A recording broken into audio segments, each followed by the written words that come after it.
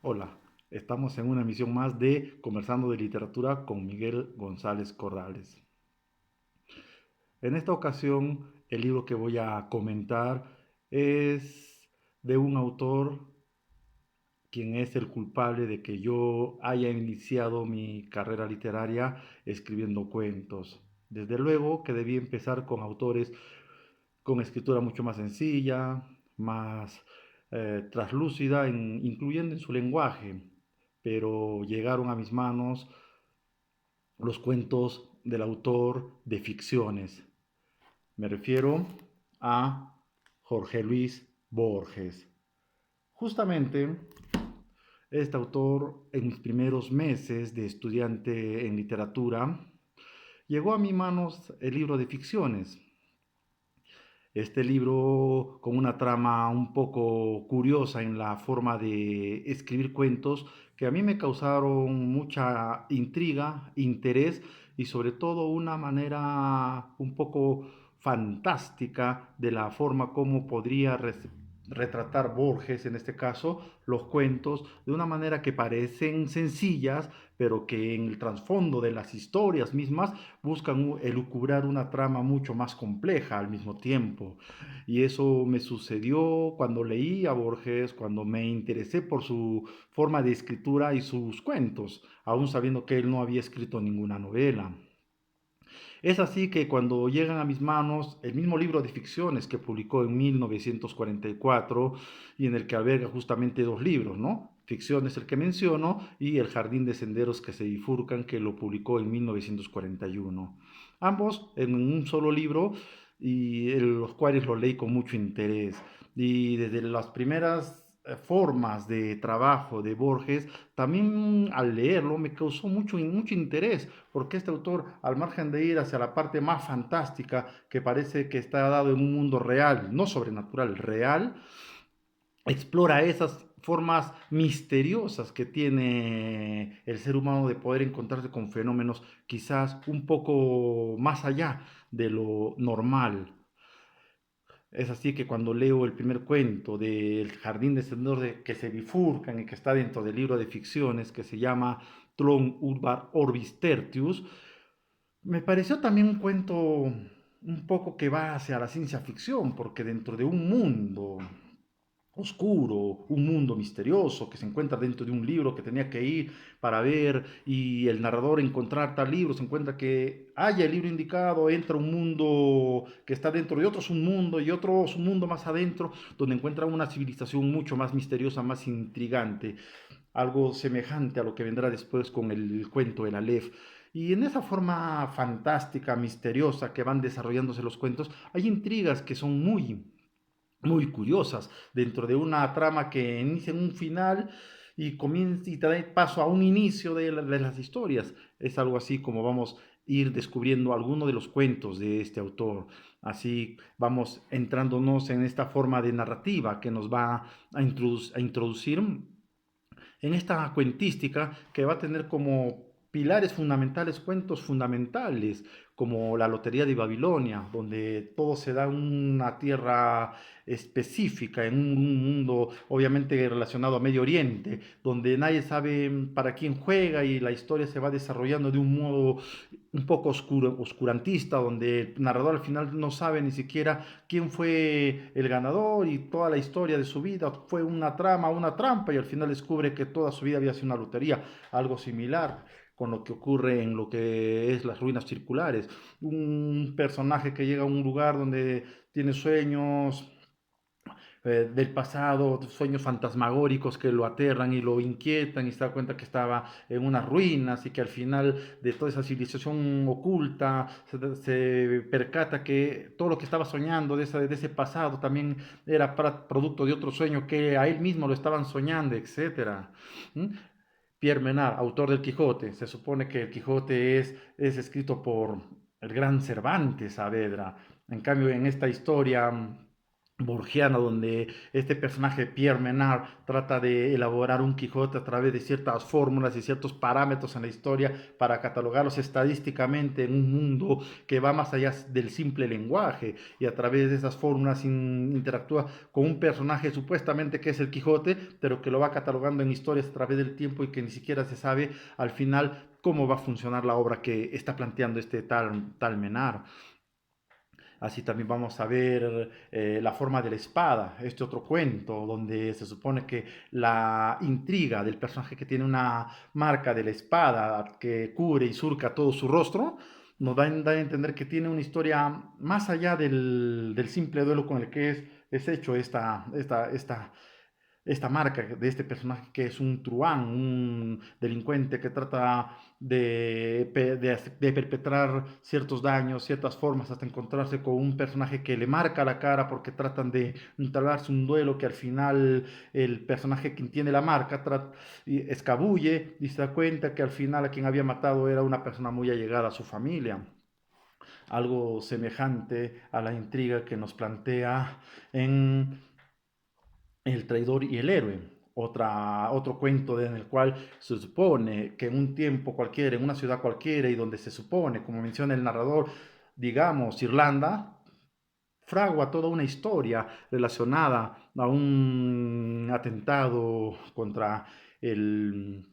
presidente de este país, Irlanda, lejano, donde se trama y donde al final este personaje justamente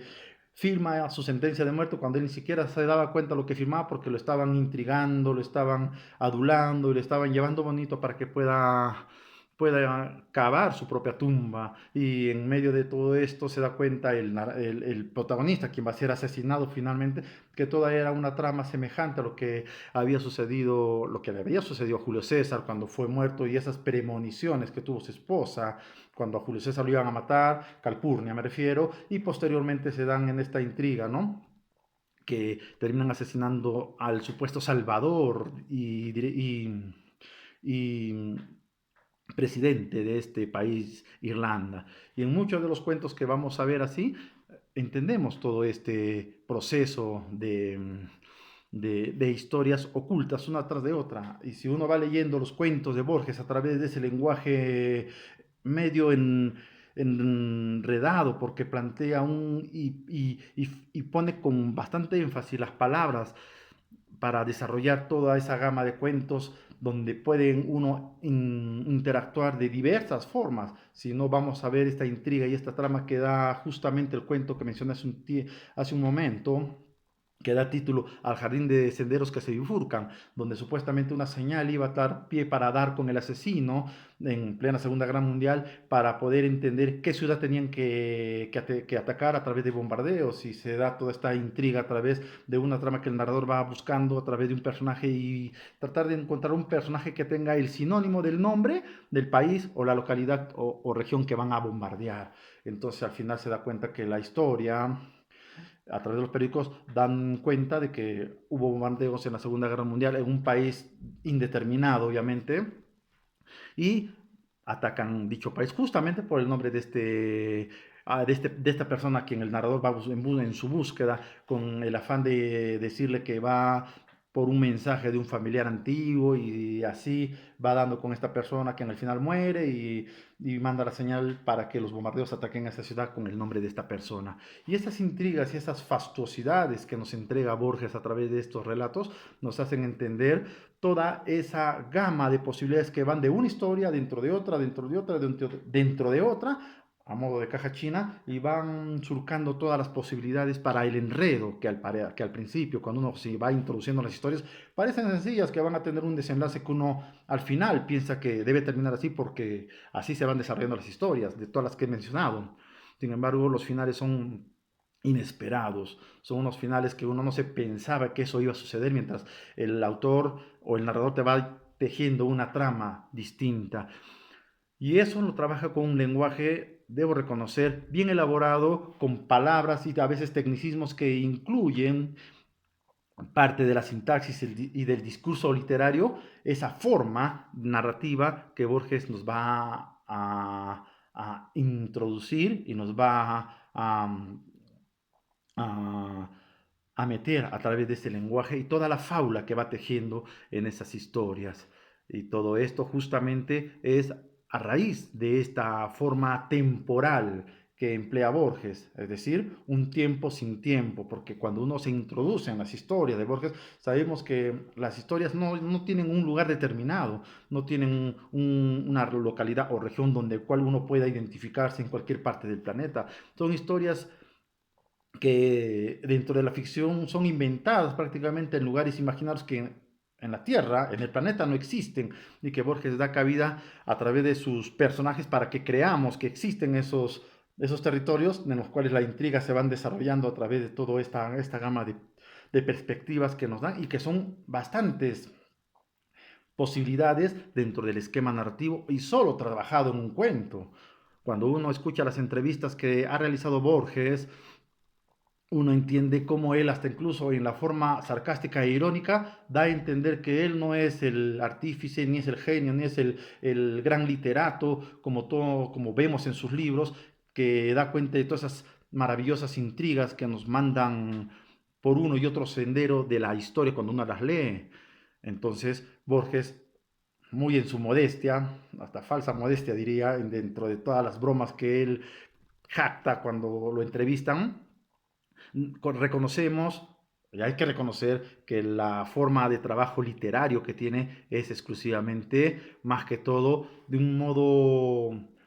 metalingüístico en algunos casos, y en otros casos tiene textos que van e incluyen la ciencia ficción, ¿no? Como voy a mencionar a continuación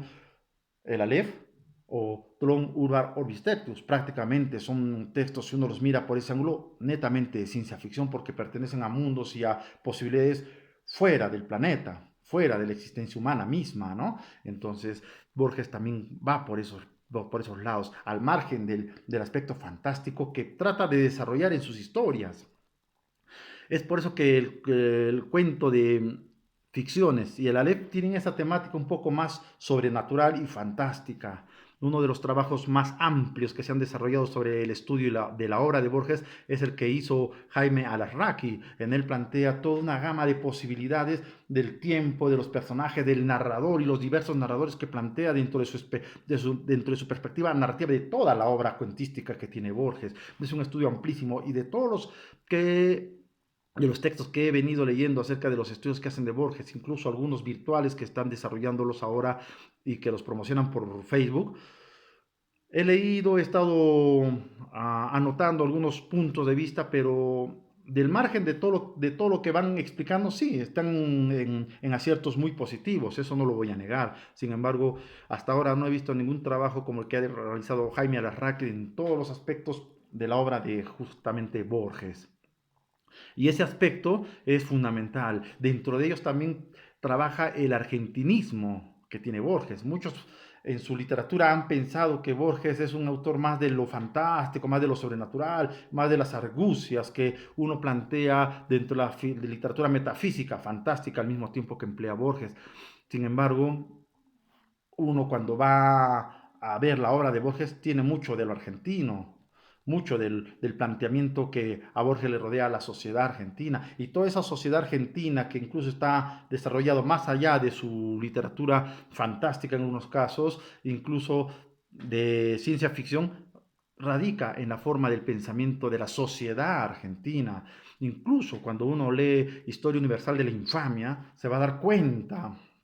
cómo Borges plantea elementos de tipo europeo, pero que de algún modo tienen que ver con la idea, el pensamiento y el alma argentina. Borges también cuando escribe el libro de Arena y después lo hace con el informe de Brody, vamos a notar toda esa forma argentina del gaucho neto que trata de hablar de los compadritos, de aquellas formas de tratarse entre los paisanos, como se suelen llamar, para poder trabajar y estar en ese ambiente campestre de las pulperías, de aquel ambiente donde uno saca una navaja y se pelea a navajazos con otro, sino en el mismo cuento o en el mismo libro de ficciones vamos a encontrar el cuento El Sur, justamente también que trata de este aspecto, ¿no? Donde un personaje, un narrador en una parte de Argentina indescifrable, pero nos da a entender que estaba surcando o que estaba paralela a la avenida Rivadavia, esta gran avenida que surca Buenos Aires, un narrador que al final se bate a navajazos con otra persona que lo va provocando, ¿no? Y con ese atuendo típico del gaucho, con su poncho, con su sombrero de ala ancha, con sus botas que hacen mucho ruido al caminar dentro de un local cualquiera que sea. Y esos aspectos justamente de Borges nos hacen notar que aunque muchos han creído que Borges va más allá de la literatura fantástica y del entarimado que nos trabaja a lo largo de sus obras, justamente es ese argentinismo y del cual Jaime Alarraqui rescata mucho al respecto, indicando que la obra de Borges, al margen de lo que estoy explicando y lo que menciona al respecto, es que Borges, dentro de la gama y de las posibilidades que tiene, habla bastante del pueblo argentino dentro de sus facetas. Y recordemos que Borges nunca fue una de esas personas que tuvo que salir de aventuras, de viajes o de inspeccionar ciertos lugares que llamaron su vida, porque más que todo, y a la gran cultura que tuvo Borges dentro de su vida, más que todo fue libresca, y a través de esas ideas, de esos parlamentos y de esas localidades y ciudades que llegó a conocer, incluyendo los varios idiomas que logró manejar en cada cultura, hizo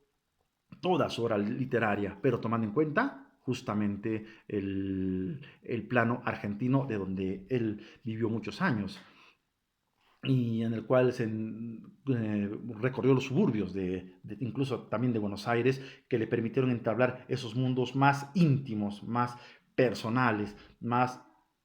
sublunares, del cual nos cuenta y nos retrata en muchas de sus ideas, y toda esa cuentística al margen de las ideas, de algún modo incluso filosóficas que plantea de algunos textos que leyó, para ver la posibilidad de cómo es la humanidad en el fondo de una sociedad de repente fingida, no existente, filosóficamente hablando, plantea esos aspectos en la obra literaria de Borges, por lo cual a veces muchos se le ha cuestionado y han pensado más que Cortázar es más argentino que Borges, y es un dilema que de alguna manera, desde mi punto de vista, está de más, porque Cortázar tiene su mundo, literario dentro de los conceptos que él ha manejado y los viajes que él ha tenido dentro de la pobreza y toda la marginación que tuvo él antes de pertenecer al boom de la literatura latinoamericana. En cambio, Borges era el otro polo, donde él manejaba más que todo el aspecto cultural, bibliotecario, etcétera, que le permitieron dar más ideas para crear ese mundo fastuoso de la cuentística de Borges. Y si uno lee los cuentos de Bustos Domecq, que hace en compañía de su amigo Bioy Casares, nos vamos a dar en cuenta que ahí plantean también un mundo similar al pensamiento borgiano, incluyendo y estando inmerso ahí Bioy Casares. Es así que la narrativa de Borges, en todos los planos que queramos observarlos, maneja el plano del discurso literario, maneja el lenguaje del cual hace gala para poder desarrollar las historias. También vemos la forma argentina y desarrolla el alma propiamente del argentino de la ciudad, aquel argentino no del campo ni de los compadritos, sino de la ciudad, y que aquellos compadritos que menciona solo los hace aludir cuando se refieren a las barriadas a los que pertenece el barrio de Buenos Aires o la ciudad de Buenos Aires. Desde esa gama y esa perspectiva entendemos todo lo que Borges ha querido plantear y dar a conocer en su narrativa desde aquel punto de vista intrínseco, subjetivo, que le ha permitido toda esa gama intimista de su literatura y de todo lo que había leído en su contorno social para poder desarrollar y darnos a conocer toda esa gama en sus muchos cuentos que ha desarrollado, al margen de los ensayos que publicó, también aludiendo a la sociedad bonaerense sobre todo, que es el punto clave que da origen a esta literatura de Borges, que nos ha permitido deleitar, disfrutar y hacer pensar que la literatura no solamente se queda en una posibilidad realista cuyas experiencias uno las extrae de donde ha vivido, sino que también ese mundo está inmerso en las muchas lecturas que uno puede tener, y a través de esas lecturas tener las ideas suficientes y necesarias para poder crear mundos ficticios dentro de una sociedad realista, tal como la que se vive y la que le pareció a Borges. Es así que damos una explicación sucinta, breve, de la obra narrativa de Borges y espero que con esta salvedad y estas notas que acabo de mencionar sea valorado el trabajo de este escritor argentino, que es uno de los escritores más importantes del siglo XX y de la nueva novela latinoamericana que repercutió a partir de los años de 1960 en Hispanoamérica para el mundo. Nos estamos viendo en otra oportunidad de Conversando de Literatura. Hasta entonces.